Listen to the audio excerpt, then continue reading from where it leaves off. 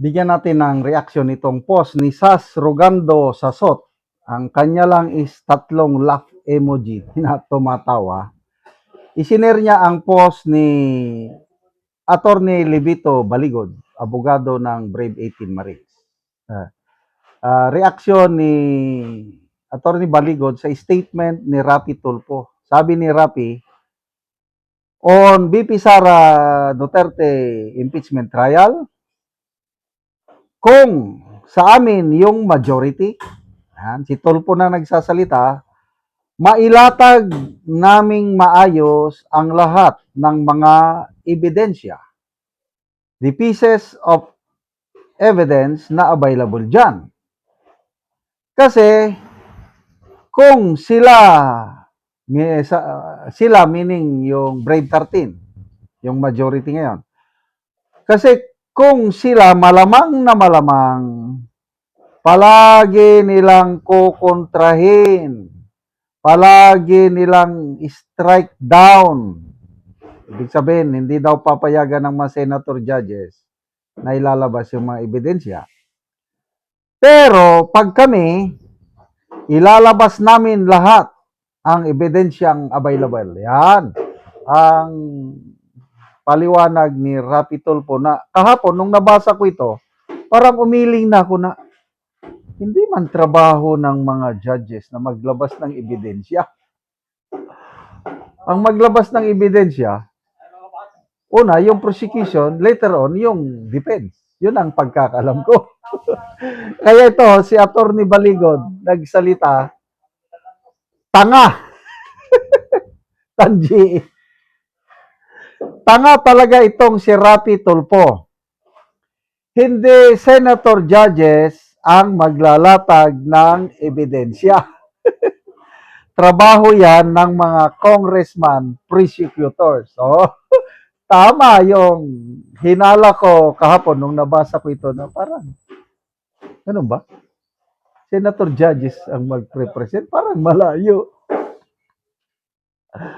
Ay, nako. Again, nakapanood ako ng trial proper. Yung kaibigan kong sinampahan ng kaso, sinamahan ko siya. So, nung nag-start na yung trial, ang unang nag-present ng ebidensya, prosecution. Yung information, yung isinabmit nilang complaint folder o yung case folder, ang kapalo, ganyan kakapal. Ang daming mga ebidensyang inatat. Tapos nung i-present na, ay nako, nagmukhang kawawa ang prosecutor, nagmukhang kawawa ang mga witnesses dahil sa magagaling na cross-examination ng mga abogado ng kaibigan ko,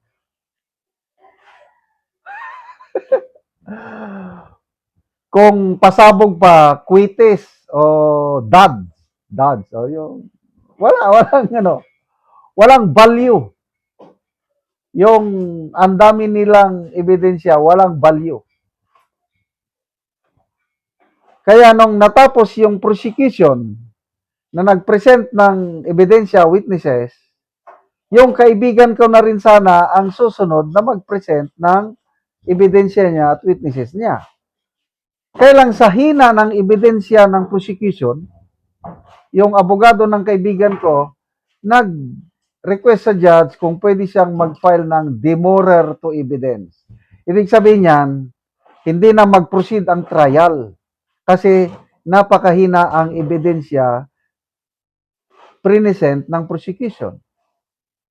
So pumayag yung judge na ang abogado ng kaibigan ko mag-submit ng manifestation ba yon o ano na demurrer to evidence. After 2 weeks, dismiss ang kaso. Kaya alam ko na ang ebidensya ang maglalatag prosecution muna bago ang defense. Kaya ano itong sinasabi ni Rapi Tulfo na ilalatag namin lahat. Ay, nako. Natatakot sila. Itong napipintong impeachment trial. Okay, kailan ba yun? Kahapon, may post akong nabasa, yung post ng Philippine Star. Dumating si Attorney Michael Poa, ang spokesperson sa defense team ni BP Sara. Nagdala siya ng 5 suitcases. Ano yon? Yung kung suitcases, hindi naman yung malita dahil bit-bit. Para bang attache case? Ano ba yun? 5 attache case. Yun na yung reply ng defense team ni BP Sara doon sa articles of impeachment. Ang deadline is kahapon. So, nabit ang deadline. Ang prosecution, bigyan niya ng kopya ang impeachment court pala. Ang impeachment court, yung isinabmit na reply kampo ni BP Sara doon sa articles of impeachment, bibigyan nila ngayon ang congressman prosecutors. Sasagutin din nila yun. I don't know how many days. Ang alam ko, 10 days yung kay BP Sara.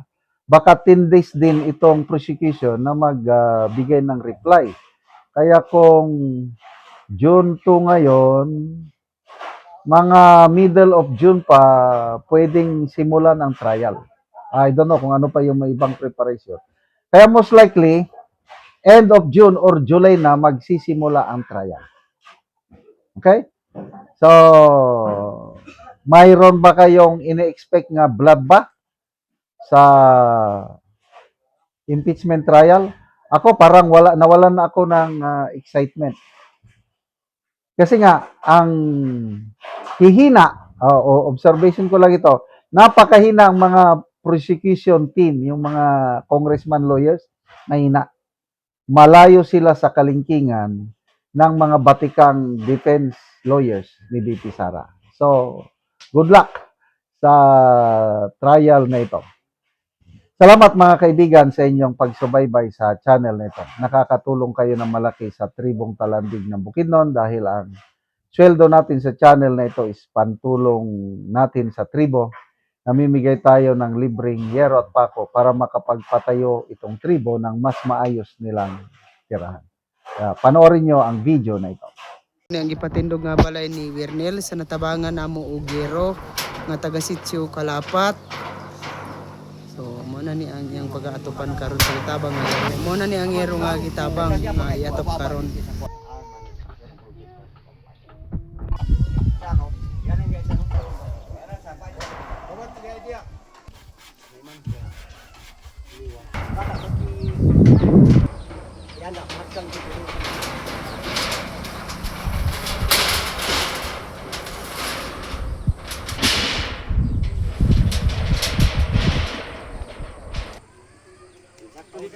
Goodbye. Ya pakasata.